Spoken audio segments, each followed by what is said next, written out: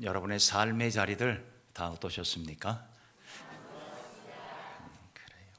오늘은 왠지 좋았습니다라는 고백의 그 톤이 조금 부드럽게 들립니다. 날씨가 추워서 좀 움츠러든 것 같은데 오늘 나오실 때 발걸음들, 마음들 어떠셨습니까? 그래요. 이제 조금 제자리로 돌아온 것 같네요.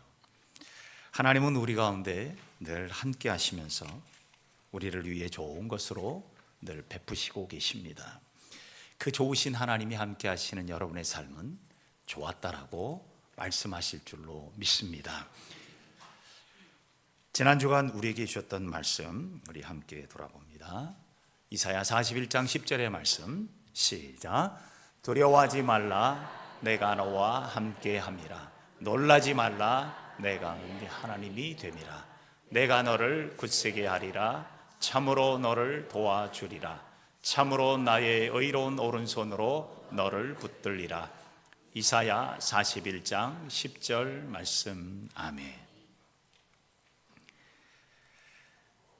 오늘 우리에게 주신 말씀 우리 함께 합니다. 시작.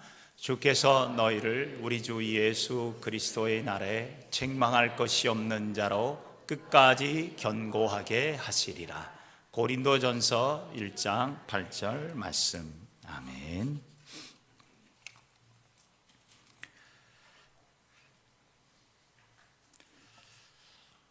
지난 주간에 미국에 사시는 누님이 전화를 하셨어요. 갑자기 전화를 하셔서 깜짝 놀랐습니다. 무슨 일이 있나 해서 받았더니 제 안부를 물어요. 괜찮냐? 그래서 괜찮습니다. 그랬더니 목소리가 좀 힘들어 보이고 얼굴도 많이 안 돼 보이는데 어디 아프냐? 그러시더라고요. 그래서 아니요, 그렇지 않아요. 괜찮아요. 제가 카메라 빨이 조금 덜 받아서 그러겠지요. 영상으로 보는 것과 실제로 보는 게 좀 다르잖아요. 근데 또 그 주간에 저희 딸이 또 전화를 해서 그래요. 아빠가 주일에 보니까 얼굴이 좀 그래 보이고 약해 보이더라 그래요. 그래서 왜 지난 주간에 제게는 계속 왜 약해 보이냐 이런 소리를 듣게 하셨는지. 약해지는 것 뭐 세월 앞에 별 수 없잖아요. 우리는 세월이 가면 약해집니다. 고등학교 고전이라는 과목을 배우면서 들었던 한 시가 있어요. 우탁이라는 사람이 쓴 백발가라는 노래거든요. 그 시가인데 이런 시입니다. 한 손에 가시 들고 또 한 손에 막대 들고 늙는 길 가시로 막고 오는 백발 막대로 치렸더니 백발이 제 먼저 알고 지름길로 오더라. 참 절묘한 시입니다. 그래요.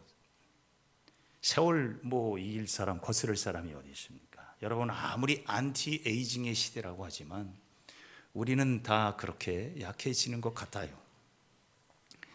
영원히 늙지 않고 오래 살려고 몸부림쳤던 중국의 진나라 시황제는 불로초를 찾다 결국은 죽습니다.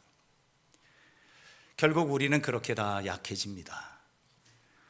사도 바울이 고린도후서 4장 16절에 이런 고백을 합니다. 우리의 겉사람은 낡아진다.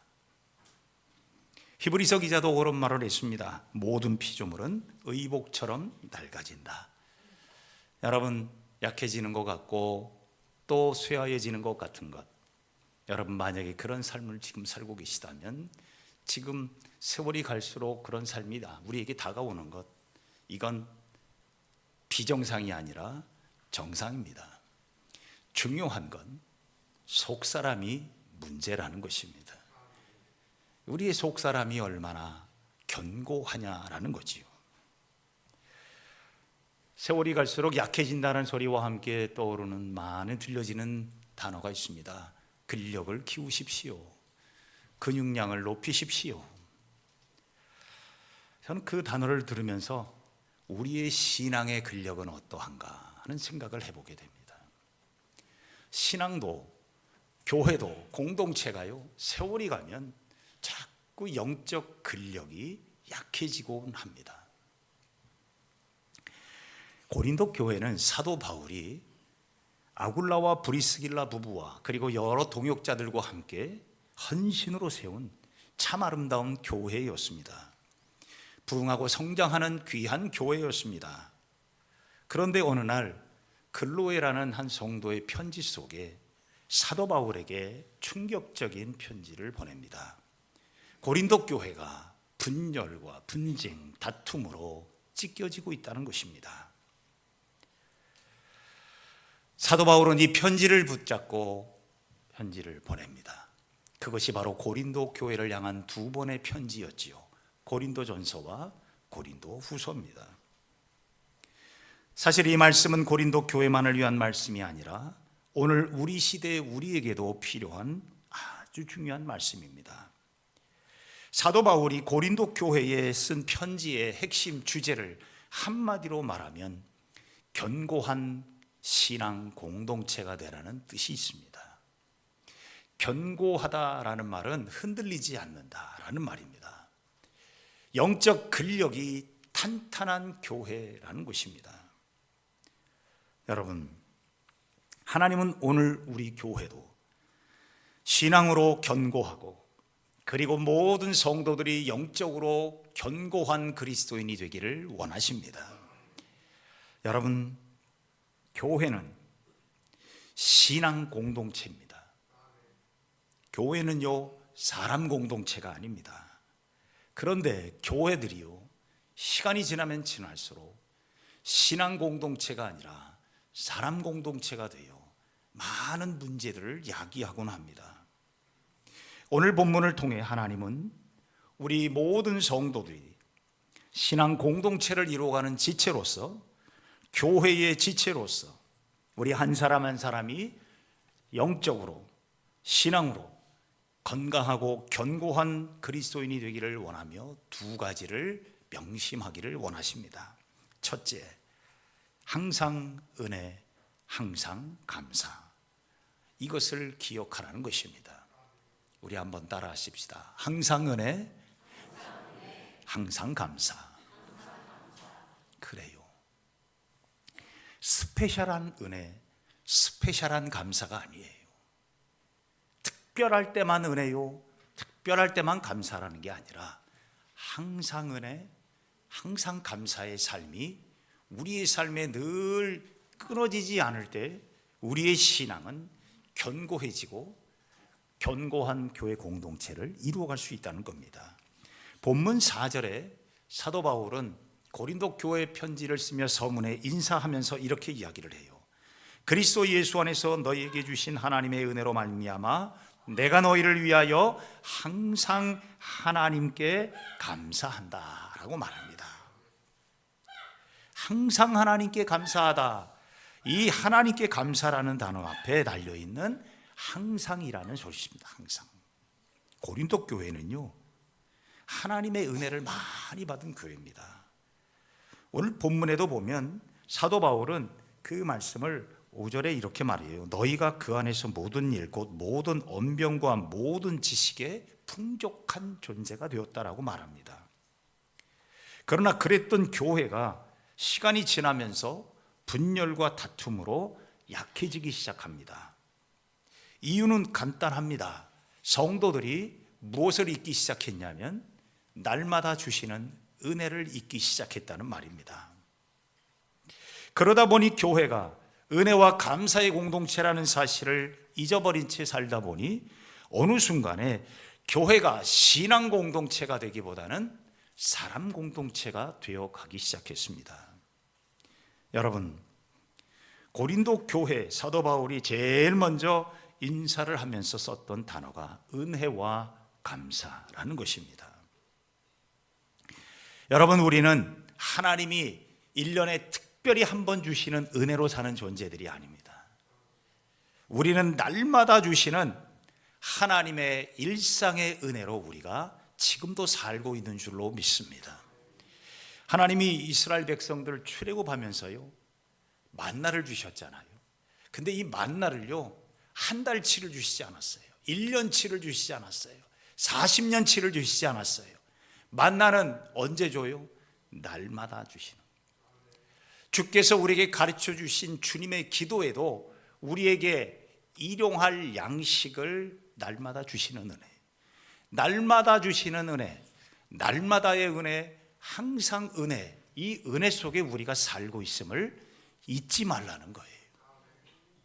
여러분, 어제 벼락 같은 은혜를 받으셨습니까? 감사하시겠지요. 그런데 오늘은 눈 뜨고 일어나서 평범한 날이 되었습니다. 오늘은 은혜가 아닐까요? 오늘은 더 놀라운 은혜입니다. 살려주신 은혜가 있잖아요. 더 귀한 은혜가 뭔지 아십니까? 이 자리에 나와 예배하게 하신 은혜, 이 얼마나 감사한 일입니까? 우리는 일상의 은혜를 항상 기억하며 살아가는 것, 그것이 바로 항상 은혜의 사람이고, 그 항상 은혜를 기억할 줄 아는 사람이 항상 감사할 줄 아는 사람이 된다는 겁니다. 이분 뭐하라고 주셨어요? 욕하라고 주셨습니까? 먹으라고만 주셨습니까? 말하라고도 주셨지요. 그런데 뭘 말하느냐가 중요합니다. 은혜를 기억하고 감사를 고백할 수 있다면 그 사람은요, 복받은 사람입니다. 어느 세계적인 여론기관에서 조사를 한 게 있어요. 이건 기독교 신앙적인 차원에서 이렇게 살펴본 여론조사 같은데요, 5가지를 이야기를 합니다. 만약에 먹을 음식이 있고 입을 옷이 있고 잠을 잘 집이 있다면 그 상태가 어떠하든지 그 사람은 복받은 사람입니다. 인류의 25%만이 이런 환경을 누리고 있답니다. 여러분, 우리는요, 상위 25% 안에 들어가는 삶을 지금 살고 있어요. 왜요? 먹을 수 있지요, 옷을 입었지요, 잠잘 집이 있지요. 두 번째, 만약에 한 달 동안 살아낼 수 있는 생활비가 있고 오늘 얼마간 자유롭게 쓸 수 있는 돈 조금 있다면 그 사람은 축복을 받은 사람입니다. 오직 전 세계적으로 보면 8%만이 이런 혜택을 누리고 있답니다. 우리는 8%에 들어가는 사람들입니다. 상위층입니다. 세 번째, 만약에 내가 사는 나라가 전쟁 중이 아니며 갑자기 끌려가 어느 날 고문을 당하나 기근으로 목숨이 위태로운 상황이 아니라면 그 사람은 오늘 행복한 사람인 줄 아십시오. 지금도 약 5억 명이나 되는 사람들이 이런 위험에 처해 있기 때문입니다. 네 번째, 만약에 마음 편히 교회에 다닐 수 있다면 그는 축복을 받은 사람입니다. 여러분, 동빙곡교회 나올 때 괴롭게 나오셨습니까? 고통받고 나오셨습니까? 행복하게 나오셨습니까? 그럴 수만 있다면 여러분은 이 지구상에서 행복한 사람으로 인정받은 사람이에요.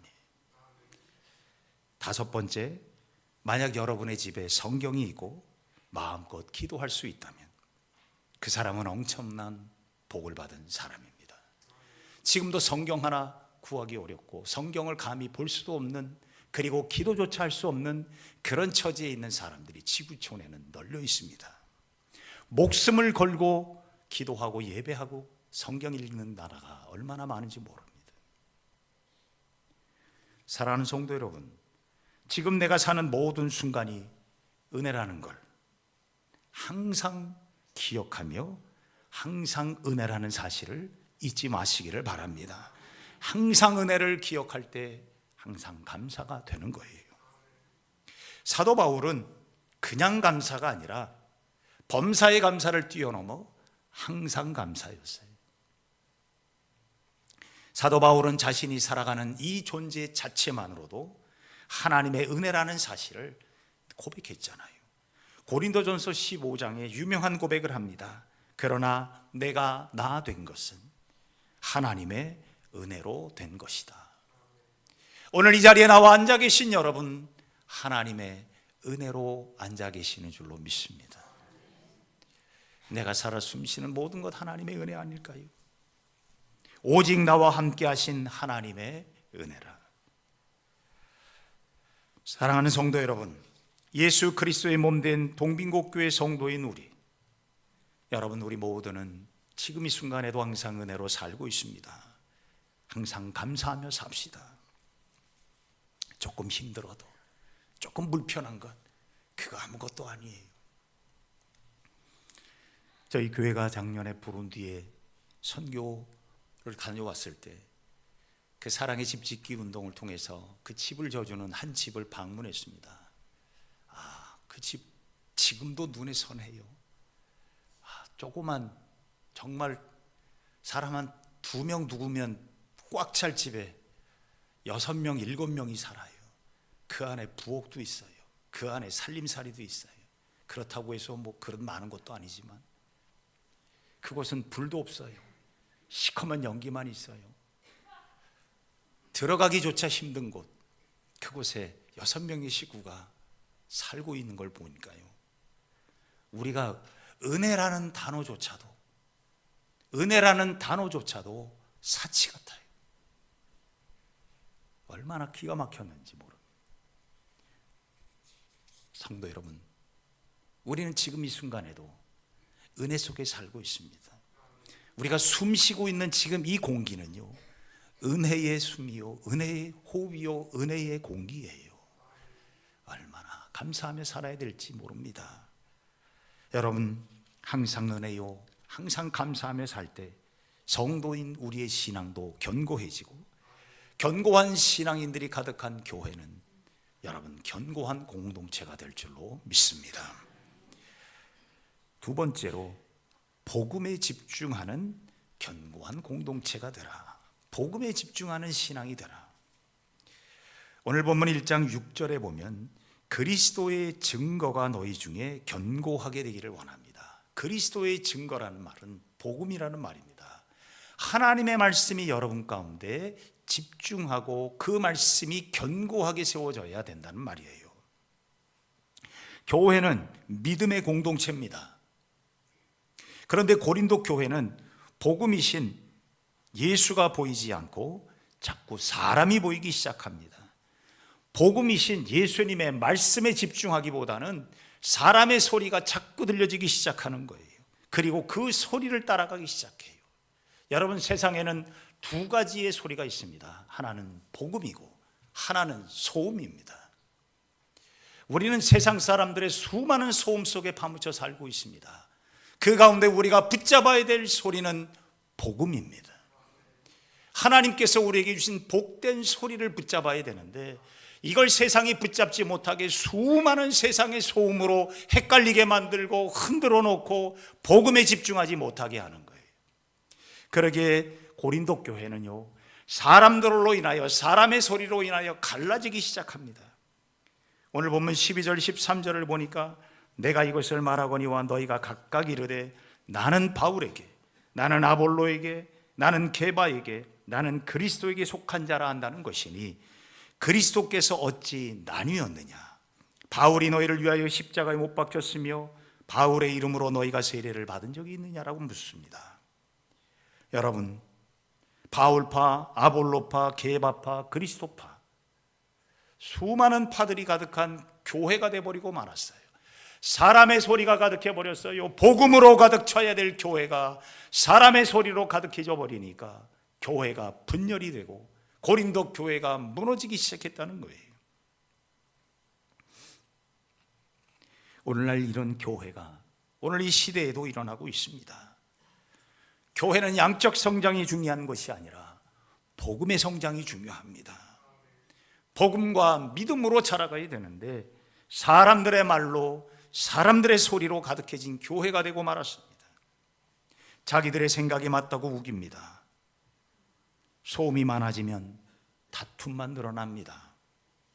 그것이 고린도 교회의 모습이었고 오늘 이 시대 교회도 일어나고 있는 일입니다. 사랑하는 성도 여러분, 수많은 세상의 소리들, 사람의 소리들, 수많은 거짓과 가짜의 소리들에 집중하지 마시고 거기에 마음 빼앗기지 마시고 예수 그리스도, 복음의 소리, 말씀에 더 집중하는 성도들이 되시기를 바랍니다. 그럴 때 견고한 신앙을 가질 수 있어요. 어떤 재미있는 우화집을 보다가 재미있는 글이 하나 있어서 여러분에게 소개를 하려고 해요. 2 곱하기 8은 16입니다. 그런데 어떤 사람이 2 곱하기 8은 17이라고 우기기 시작합니다. 두 사람이 부딪혔습니다. 2 곱하기 8은 16이다. 2 곱하기 8은 17이다. 둘이 다투다가 해결이 안 돼서 우리 고을 이 마을에 원로 장로에게 가서 좀 물어보자. 원님을 찾아갔어요. 누가 맞는지 결론 좀 내달라고 하소연을 했습니다. 고을 원님이 이걸 잘 듣더니 2 곱하기 8은 17이라고 대답한 사람은 너는 가라 그러더래요. 그러더니 2 곱하기 8은 16이라고 정답을 말한 사람은 붙잡아 놓고 여봐라 곤장 10대를 좀 치고 보내라 그러더랍니다. 정답을 말한 사람을 치다니 이게 말이 될까? 억울하게 곤장 10대를 맞은 사람이요 따졌답니다. 왜 내 대답이 맞는데 왜 알면서 왜 나를 때립니까? 그랬더니 고을 원님이 대답해요. 내 말대로 숫자 2 곱하기 8은 16 맞다. 그런데 너는 왜 2 곱하기 8을 곱하면 17이 나온다는 말도 안 되는 주장을 하는 사람하고 다투고 있느냐 그러더라. 그건 다툴 일이 아니다. 앞으로 그런 일이 있으면 다투지도 마라 그러더라. 그래서 곤장 10대를 치고 기억하라고 너를 때린 거다. 2 곱하기 8이 16 맞지요. 그런데 2 곱하기 8이 17이라고 우기는 사람하고는 다투지도 말라는 거예요. 그리고 2 곱하기 8이 17이라고 나온 그렇게 우긴 사람은 언젠가는 그 고집 때문에 고집에 따르는 벌을 받을 거다. 저는 이 이야기를 들으면서 그런 생각이 들었어요. 그래, 우리는 세상의 소음과 씨름하고 있어요. 그 소음 속에 파묻혀서 복음, 진짜를 자꾸 잃어버리고 살고 있지 않을까요? 여러분, 우리는 예수 그리스도, 나를 구원하시는 분은 오직 예수, 그 복음 예수 그리스도에게 집중하는 삶이 되시기를 바랍니다. 교회는 복음이신 예수 그리스도를 만나 예수 그리스도를 따라 천국으로 가는 아름다운 신앙의 공동체입니다. 예수님에게 집중해도 시간이 부족합니다. 그럴 때 우리의 신앙이 견고해지고 교회도 끝까지 견고해지고 행복해질 줄로 믿습니다. 본문 8절의 말씀을 기억하십시오. 주께서 너희를 우리 주 예수 그리스도의 날에 책망할 것이 없는 자로 끝까지 견고하게 하시리라.